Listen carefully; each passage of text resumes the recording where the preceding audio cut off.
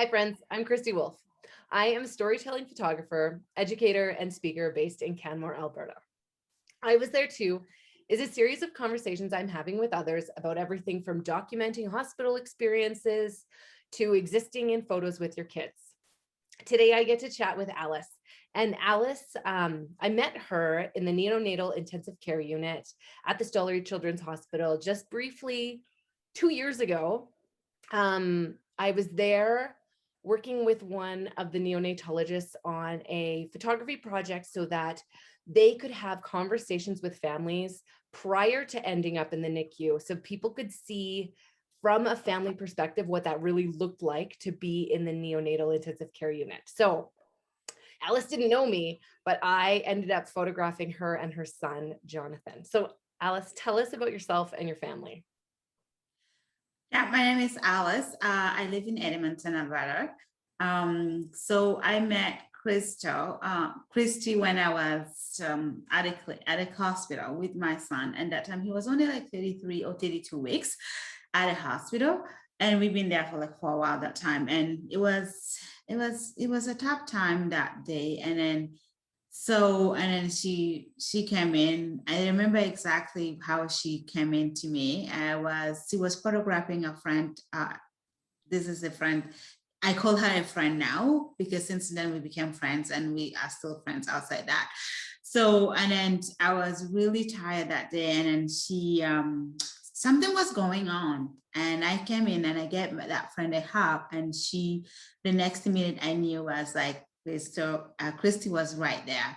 And she said, "Would you like me to photograph your kid?" I'm like, sure, but you're not gonna take my picture, are you? So it's like, yeah, if you don't want to be in the picture, that's fine. And then but we kind of we ended it there. We took some few pictures together, and I said, well, you don't post it and all that stuff. But then she said, it's okay. I said, anything you can do with it, I'm fine with Jonathan, but not me. Like I'm a total mess right now. Things is just not happening. She's like, that's fine. Just be there. And then so yeah, that's how I met her, and that's how our life was. And we kind of spent some few time there. But yeah. So how many weeks was Jonathan when he was born? Jonathan was born at 25 and 4. Okay, 25 weeks plus 4 days. So the reason I even got into photography and involved in the NICU kind of experience was we had a NICUer as well. My son Kane was born at 32 weeks. And so through that, I started photographing our own journey. And then I started photographing Ronald McDonald House families. And normally, Alice, you wouldn't know this, but normally a Ronald McDonald House family would contact me because I was volunteering as a photographer there. And then they would like have a plan and be all ready for me to come. And I would show up and take some photos with them. But you were like, it was sprung on you. Like, hey, do you want photos right now? And Alberta Health Services had all the consent forms signed, like there's everything, it was all appropriate and they were used for a specific purpose. But Alice and I, like the picture that I have of Jonathan, because I knew Alice didn't really want to be in the pictures or have those ones shared, but there is a picture. It is the first image on my website and I absolutely love it.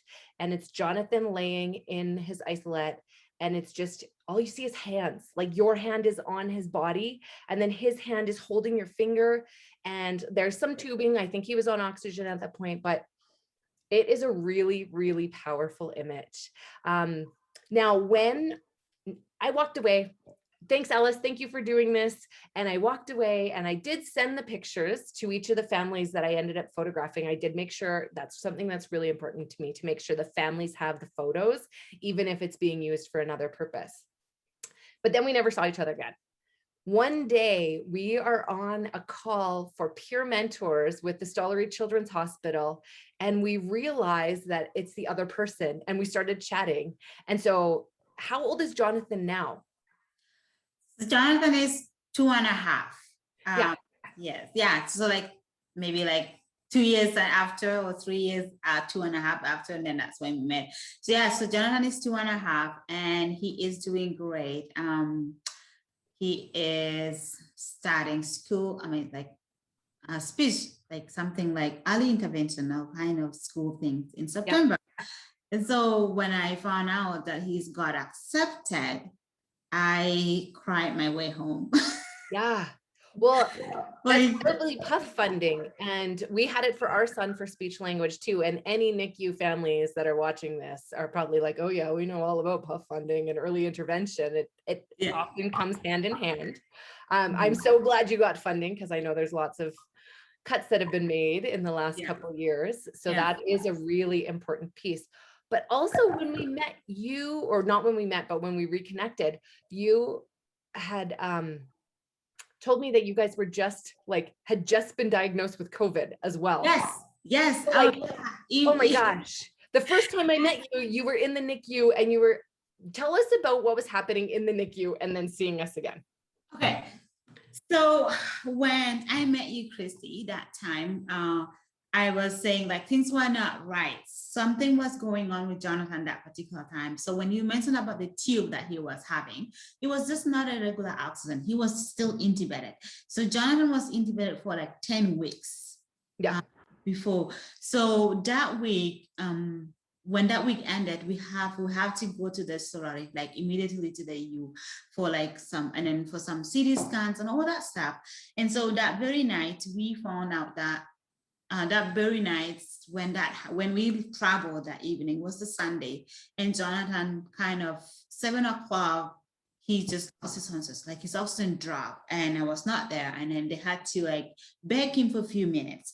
And so when I came back, and because that happened twice already, before we left to the story, and then after, because we were at the Alec. So before we left the story, when they disconnected him, they had to like beg him because he couldn't come back. And then so the same at 7 o'clock that happened at the same time. And so I was gone. I'm like, well, like what is this kid? What is this kid trying? Like he's testing my levels of like patience right now. Already. So, and then the following day we had to take him for CT scan. That was Monday. And we kind of got kind of a diagnosis right there why his lungs were collapsing before we left there. And I knew like something was wrong, but we couldn't figure out what it was.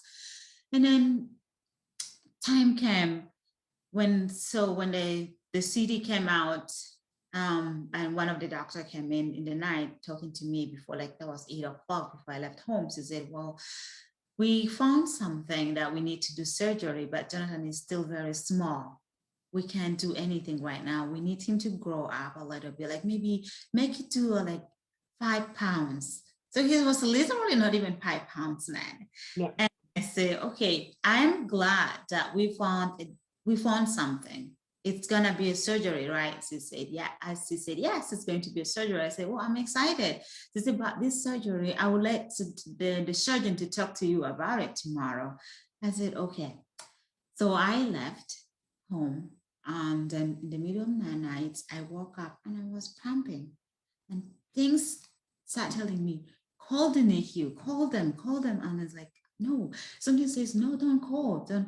So in that moment, when I was debating whether to call them or not to call them, they were actually in the process of saving Jonathan's life. Yeah. Jonathan has gone into cardiac arrest. Yeah. That moment. So then I said, like, you know what? Just I'm gonna go to bed. And then I went back to bed after I pumped. And I went to bed, and like literally 10 minutes later, the doctor called me and say, Jonathan went into cardiac arrest. He's fine now, he's settled, but we had some like, what? I said, no, it's okay. You can sleep and you come back in the morning, and like you can see him tomorrow. I said, okay, that's fine. But like, how is he doing? I said, well, he took them about like 3 minutes to get him back from, like they had to do like chest compression, of course, to revive his life. He's okay. So then I went back. I was like, okay, this is sounding something that I can handle. Like it looks like it's something that is too much at this moment.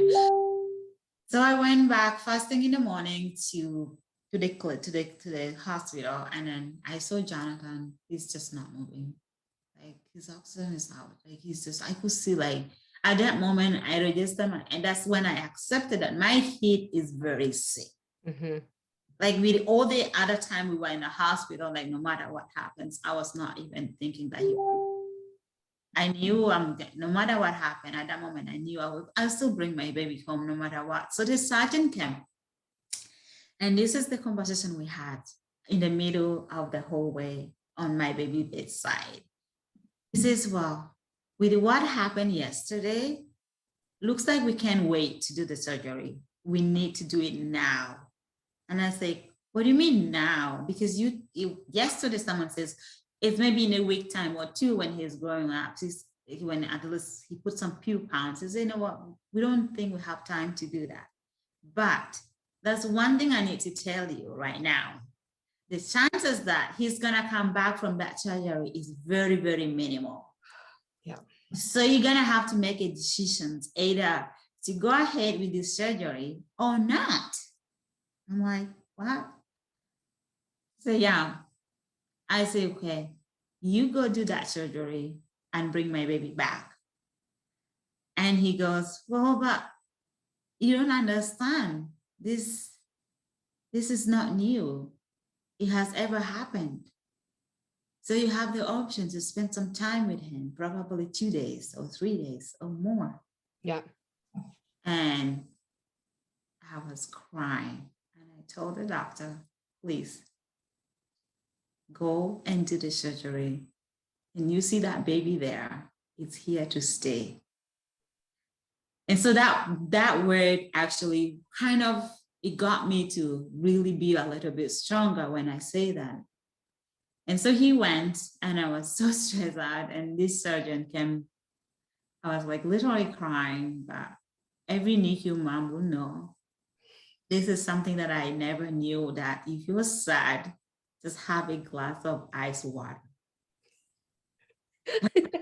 That magic.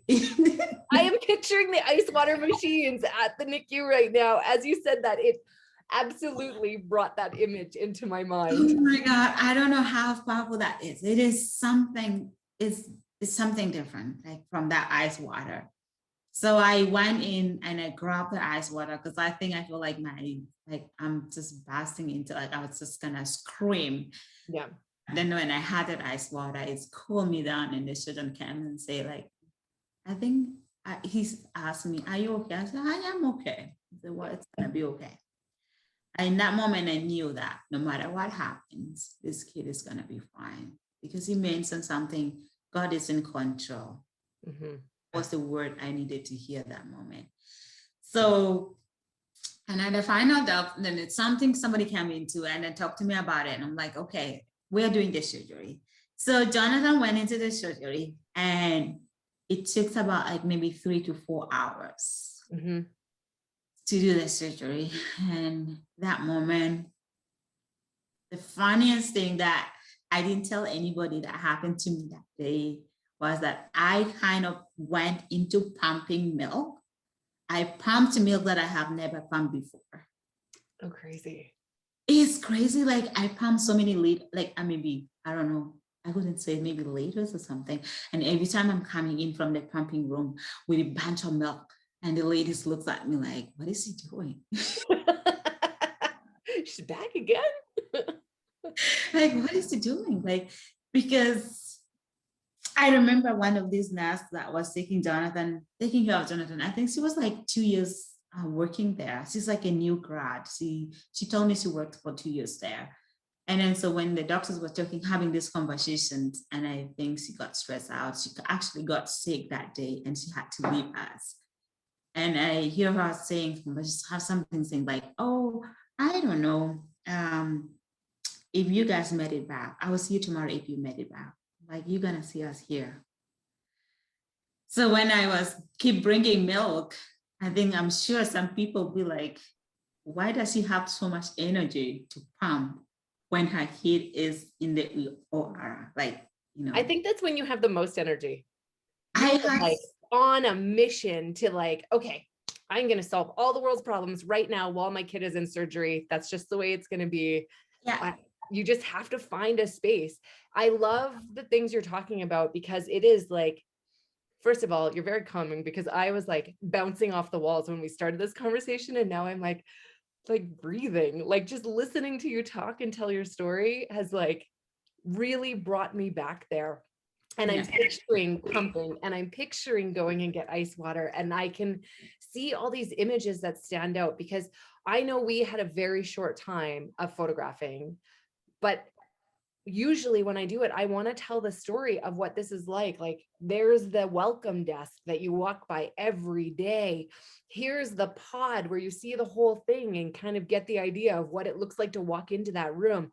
Here's the details of not just the baby and not just the family, but like the whiteboard and the things you bring from home to make it feel like you're not in hospital, even though you totally are in hospital. And all of those details that kind of make it feel like you have a family in there and you're connected to those staff, right? There's so many things. I'm just wondering, like, with the picture that I'm thinking of, still the one that's in my mind's eye right now. Yeah. Do you guys as a family ever look at that? Has Jonathan seen that picture? Like, I know he's only 19 months right now.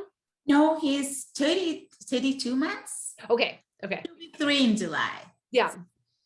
And I know, like, that's pretty young, but I feel like that's a picture that you can show him when he's older and just be like, look what you did. You are going to be fine, whatever else is going on. Right. So that picture, every time I look at it, it kind of a fresh memory, everything, it brings everything, and it tells me how far we have come along. Right? Yeah. So looking at this, and I have to mention that that picture was the only picture that was taken professionally in that NICU. Yeah. We didn't have anything. And then I remember when Jonathan was in, like, after the surgery, and you texted me about it, and like, if you can put this into, I said, like, yeah, everything is okay. Like, and I say, but this is going to be something that I'm going to be looking into it for a very, very long time, and tell us our story a lot. So when I saw that picture that it broke my heart. Yeah. As it did. I look at it and now every time I look at it, I don't see that wrinkle baby anymore. And I say, it's crazy how we came from this to this. And so recently I did some scrapbook. Yeah.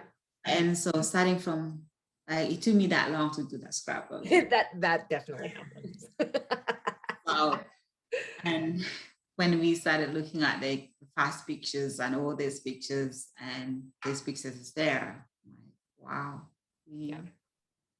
And I think as the mom or as a caregiver or as just a parent, you need to see those pictures. You need to remind yourself occasionally of, like, because you get so stuck in like what's going on right now in potty training and speech and all those things. And then you realize, like, wait a second, we can do this. If we can do that, we can do this. Like, this is, just that reminder. Now you are also a peer mentor. Will you tell us how you got into that? Okay, yes. So when of course, this is going back to the neonatal intensive care when I was there.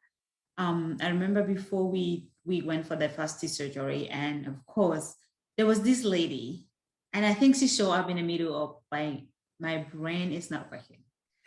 But I remember somebody coming from the mentor and talking to me, and we were just chatting and all that stuff. And I said, this is cool.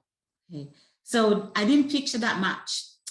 So then after the surgery, again, someone came and she said, this is a mentor. And I was sitting there because I was doing my care, like with Jonathan. I was just having Jonathan sitting there, like singing to him. And he says, is this the right time? I said, perfect, come in. I need to talk with someone because I need to talk. So we chatted for a really, really long time. And honestly, I can't remember this lady's name. Yep. I'm terrible with names. But if she's gonna listen to this, so like, they didn't know that really that message helped me a lot. And I kind of find myself into doing, and she said, like, if you even get out of here, if you want to do this, you can actually totally do it. I said, I don't know. Well, I need to get out of here first. Yeah. I just want to explain to people if they don't know what we're talking about with peer mentors, because this wasn't happening when we were in the NICU. There wasn't peer Oh, mentors. right, really? Yeah. Okay. So this program came about because of like patient and family centered care ideas through the Stollery, and they started training family members who had had medical experiences who could go in and just have conversations with families about how things are going, not from a medical or advice giving standpoint, but just a connection to somebody who had had hospital experiences. And so I'm also a peer mentor, and the number of times that I've walked into a room and just been like, hey, I'm here. I'm a medical mom too. And I'm here if you want to have a conversation, is now a good time. And sometimes people are a little like wary, like, oh God, another person coming in here. Like, what does she want? And even those people, for the most part, once we started just like chatting, like, hey, have you gone to this coffee shop? Or like just things about the hospital or about being there. And like from that family perspective, I would end up talking to those families that were not sure about this idea for the longest, because you are often stuck in your room or in your pod, depending on where you are. And you're talking to the nurses and that's about it. And I can only imagine right now, with all the protocols in place, how difficult that is for people, because peer mentors can't even be in there. And that just is another missing piece right now. Sorry, I just wanted to explain that because again, a lot of people. That's totally fine. Yeah, I feel that when you mentioned that you don't know how like this is happening, they are dealing with it. Yeah. Thinking about that a lot lately. I'm like, we had the time where we were lucky that we will have someone, your next door neighbor or the mom there. You can go when you realize that this person is having a hard time, you can go there and give that person a hug. Yeah. And now there's nothing like that. So anyway, so when this lady came in and we talked, and so she laughed. And I felt so empowered that very day that I talked to someone who has some experience of like being there. Yeah. The classes are there too. They can support, but they don't have that personal experience. You know what I mean? Like something that you went with your mom, and when a mom has been there, she knows when she's someone talking to you about medical stuff and how like things, what they're doing outside that after the hospital. Yeah. And you really see that, okay, it's not gonna be only this life, there's gonna be more life outside this after. And down the road, right? Like Down the road. Generally see kids while they're in the NICU, and then they might see them at the yearly Prematurity Awareness Day tea, but that's about it, right? They might have connections outside of it, but that like, here's what it's like 5 years down the road for us. And not necessarily that the peer mentor is telling you all about their experience, but when you have a question, they can tell you about their own experience. Yeah. Or they can kind of say, this is what happened for us. And like, I think that is a really important piece. That it sounds like has made a huge difference for you as well. Yeah. So then we went, I had to go back, what day after that, I just let go. I'm not thinking about it. I was like, oh, too many things at home happening. Yeah. So the prematurity day, that was July 17 and November 17. So we went in there, and then one of these resident, she said, you live in the city, right? I said, yeah, I live in the city. She said, well, we can actually use the resources like you to come in as a mentor. Yeah. And, oh, is that the thing? Is that easier? How is that done? Like I said, I think I'm ready for that, because when they mentioned it to me, and this, and then that's how I started getting involved.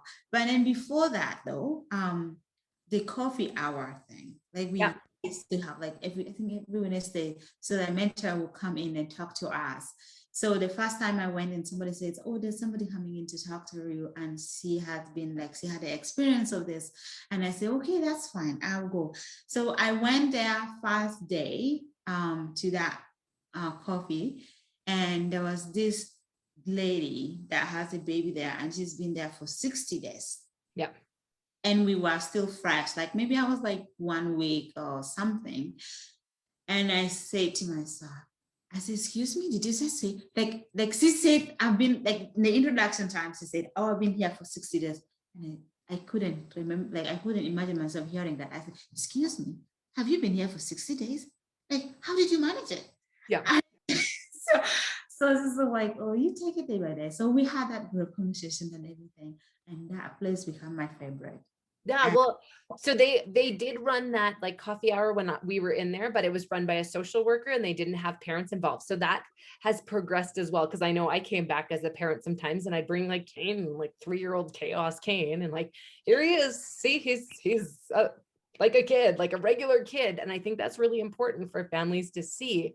Mm-hmm. And I'm so glad, because the connections between families in the hospital as well, like the fact that that woman had been there for 60 days and that was like another step in your journey. Like you don't necessarily need to hear about 5-year-old NICU graduate.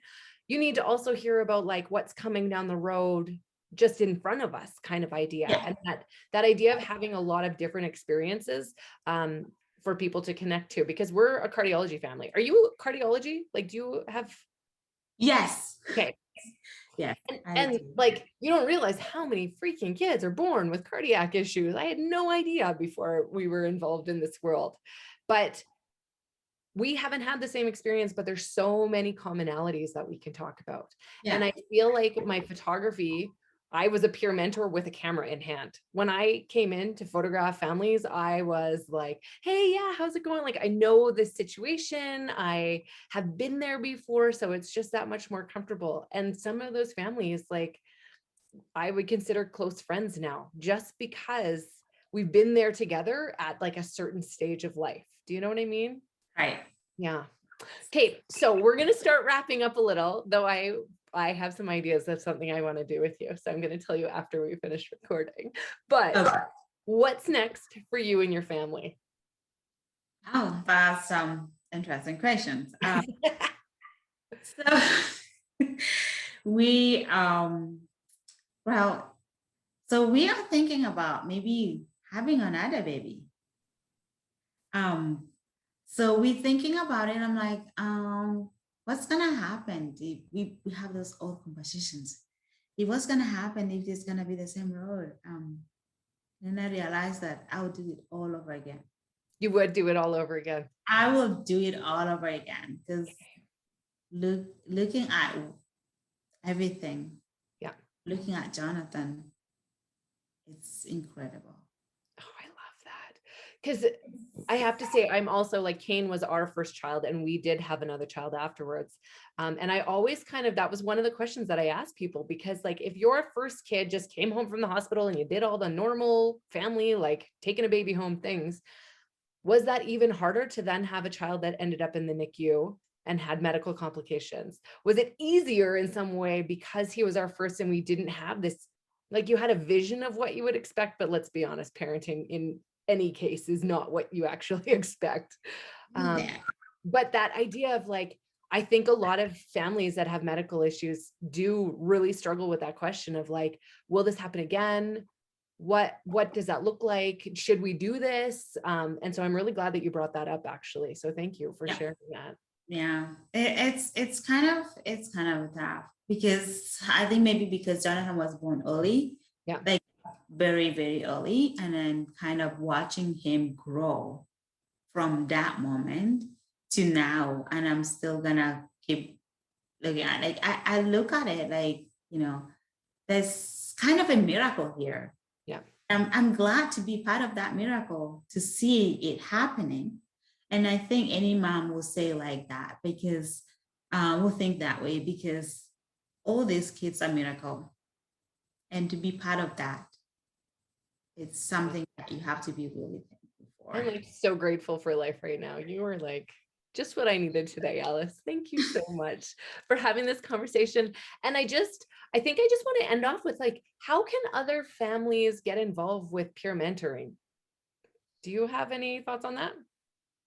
Well, I think it's so for my case, what I did was I contacted the NICU. Yeah.